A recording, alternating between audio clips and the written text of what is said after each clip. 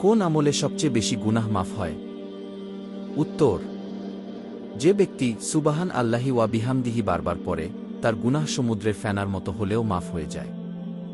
সহিহ মুসলিম হাদিস 265। গীবত করলে কি শাস্তি আছে? উত্তর, গীবত করা মানে কারো পেছনে খারাপ কথা বলা।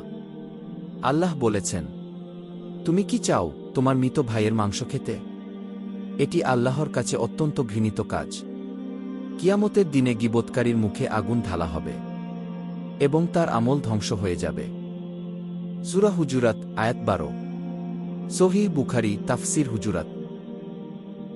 যে ব্যক্তি তাওবা না করে মারা যায়, তার পরিণতি কি? উত্তর, যে ব্যক্তি তাওবা না করে মৃত্যুবরণ করে, কিয়ামতের দিনে তার জন্য কঠিন হিসাব ও শাস্তি অপেক্ষা করবে। সূরা আল ইমরান আয়াত 185। আজই তাওবা করুন আর এই ভিডিওটি শেয়ার করুন যেন সবাই সতর্ক হয়। ইসলাম সম্পর্কে জানতে সাবস্ক্রাইব ও বেল বাটনে ক্লিক করে আমাদের সাথে থাকুন।